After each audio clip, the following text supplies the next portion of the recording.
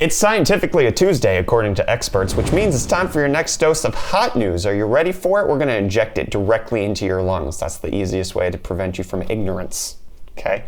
Let's also prevent you from not thinking about things too hard with the existential question of the day, which is going to be, is our lifespan really only 3 to 5 minutes long, but every time we take a breath, it resets the counter? That deep question is brought to you by somebody over on our Hot News live stream that we do every single day. Go follow us at twitch.tv/UFDisciple. We take user-submitted existential questions. I'm more than likely going to see them very easily during the live stream, not so much in the comments because there's a lot of comments to sift through. Anyways, come join us over there. But is your lifespan only 3 to 5 minutes long, but you gotta breathe and you're resetting it? That sounds about right to me. And actually, the better your breath work is, the longer your lifespan is, which is why fit people live longer, because they can go longer without taking a breath. Science. Which is how Intel is gonna get to the next generation of CPUs. We're not even on 10 nanometers yet, but we got 7 nanometer information from Intel. It's called Meteor Lake, which I just now freaking noticed. You got Skylake, which is like the air, right? Then you had KB Lake, no idea what the hell a KB is. But then you had Coffee Lake, which is hot. Then you had Comet Lake, which is even hotter when they're close to the sun.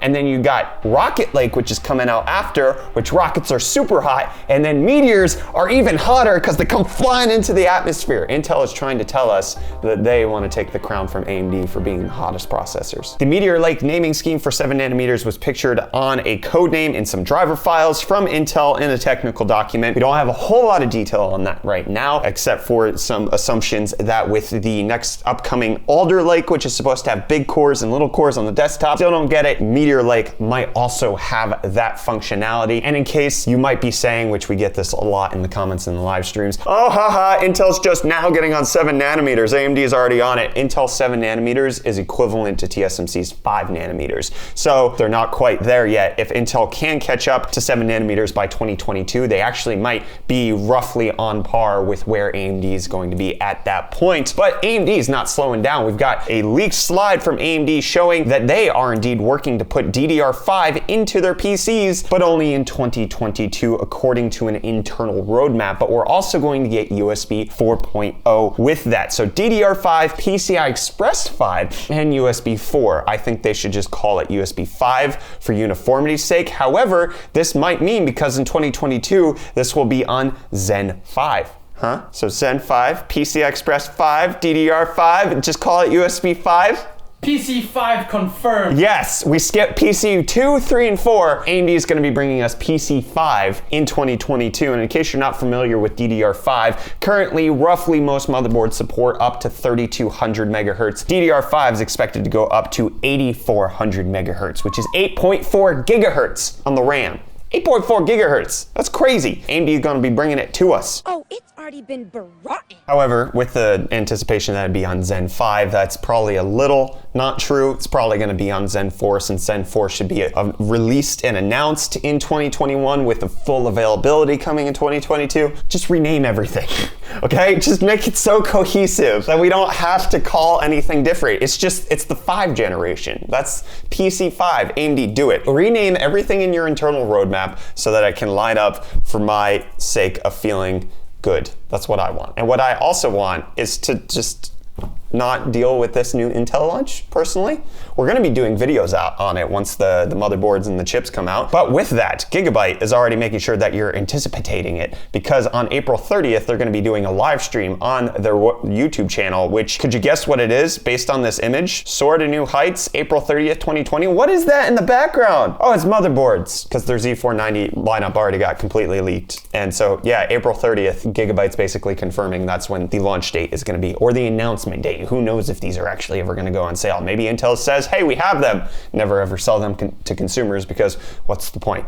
What is the point of these next-gen chips? I don't know. But I know what the point of this card is. We talked about yesterday how Galax has the 2070 Super Pink Edition. Well, they also announced a little while later yesterday, 2080 Super Pink Edition. Yes! Beautiful. Gorgeous. Also announced yesterday was a new collaboration between Origin PC and NKBHD for the fastest PC ever, which is just basically a high-end PC in one of the RadioFire Tesla electric kid cars that you have. It's gonna cost $13,370. I get it for the elite thing, but they're not even putting the best stuff in here. It has a 3900X, which is $500, a 2080 Ti, which is $1,200, so you're at $1,700, 32 gigs of Corsair RAM, so let's say that's $400, 2 terabyte MP600 Gen 4 SSD, so that's another $400, then a 4 terabyte 860 Pro 2.5-inch SSD, I don't even know the price, let's say that's $1,000. So right now, we're looking at a total cost of $3,000. This Tesla thing goes for like $600. Total cost of this thing, if you wanted to do it yourself, is like $4,000 or $5,000. They're just tacking on $8,000 because it has like an MKBHD license plate and somehow it's fancier that. There is some liquid cooling in there. Add another $1,000 for liquid cooling. You're nowhere near the cost of $13,000 that this thing goes for. It's cool, I like it, but at the same time, I also don't like these Radio Flyer Tesla Model S kid cars because for the price that you pay for this, $600, yeah, sure, it has a decent lithium-ion battery. Yeah, sure, it looks very much like a Tesla, but it doesn't have remote control, which is a pretty standard feature at this price point for RC cars that kids ride in. I looked into this because my youngest son, he's not mobile, but we want to take him on family walks in a cool way, so we got him a car, and the Tesla was high on the list of like, that's the dopest thing we could get him, but you can't remote control it, which doesn't, we ended up getting a Mercedes one because it was half the price, had remote control, and he could drive it himself, and the battery lasts okay. Anyways, it's cool, you can watch the video, it's stupid expensive. But speaking of Tesla stuff, we've also got a new update to Tesla Autopilot systems. They can now automatically stop at traffic lights and stop signs. I almost said robots, which is how you say traffic light in South Africa.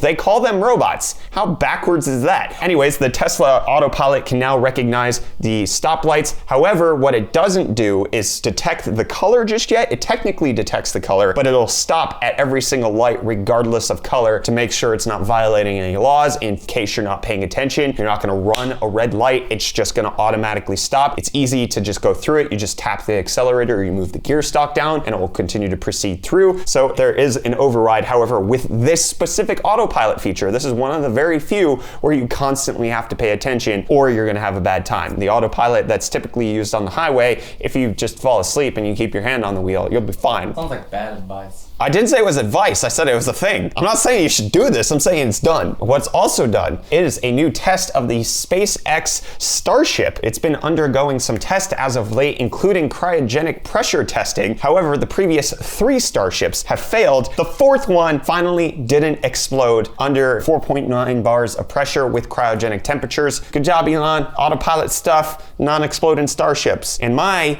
eyes exploded when I saw this. Team Group has decided to launch USB flash drives, which doesn't sound very cool, except for it's 128 gigs, costs $25, and it has RGB. Team Group, you know how to get my wallet. And China knows how to get on the US government's nerves because there's new rules going on exports from the US with regards to semiconductor industry stuff. So tech products being exported to China are going to have new rules and regulations and paperwork that they're going to have to go through in order to make sure that products aren't ending up in the hands of the Chinese military. That's the general idea behind this new rule change. Reuters talking about how US is imposing the new rules. You can read the article down below if you want the specifics, but exports from the US to China now being a little bit more difficult. Obviously, we've been having this tariff war going back and forth between the US and China with tech products increasing in price because of that. We'll see if that continues or if that happens. Who knows? And who knows if Stadia is ever going to be good. But as of 2 hours from when we're filming right now, 12 p.m. Eastern time, Stadia is going to have a new Stadia Connect live stream over on YouTube. So you can check that out. The news is probably out there. We'll talk about it tomorrow once we finally have the deets. But Stadia going to be talking about new things that they're either doing or they've already failed to do. And yesterday we talked about the Google Pixel Buds app being released in the Play Store. Well, apparently that launched like a few hours before the Pixel Buds officially launched. The reviews are out. You can now buy them for $180. According to Engadget's review, the pros of it are very comfortable, reliable touch controls, solid audio, affordable price, $180 affordable. That's debatable. Improved assistant performance. The cons, which really puts this in a bad category for me. Adaptive sound is a work in progress. No active noise cancellation. The battery life isn't very good, and there's no audio customization. That puts it in a not buy for me, but I wasn't gonna anyways. And I'm not gonna develop my own friggin' open source storage engine for SSDs and memory. Why would I do that? I'm just a tech YouTuber.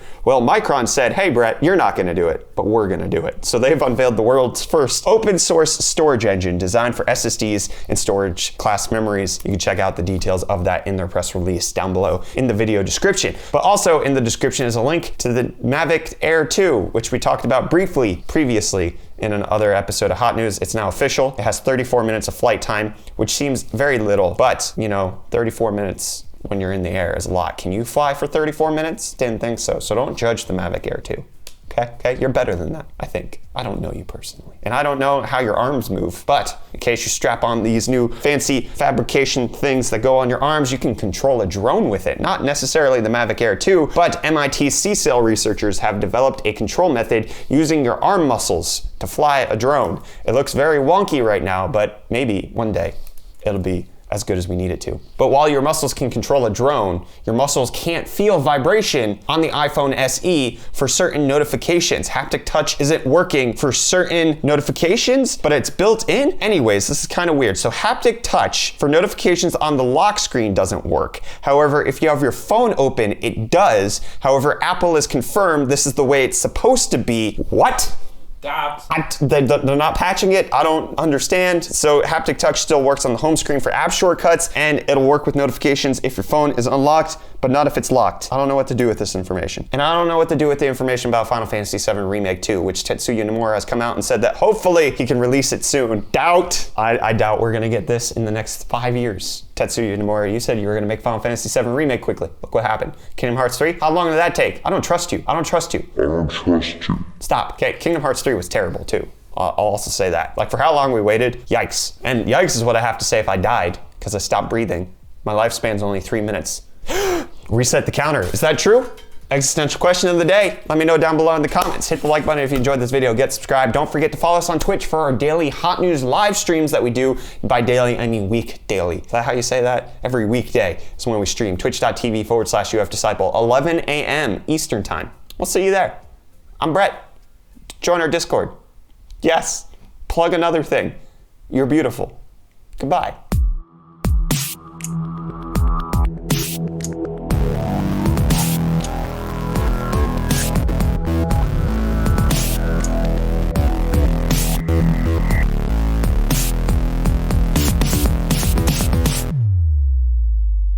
Anyways. Machines from the future. Machines from the future. Traffic lights.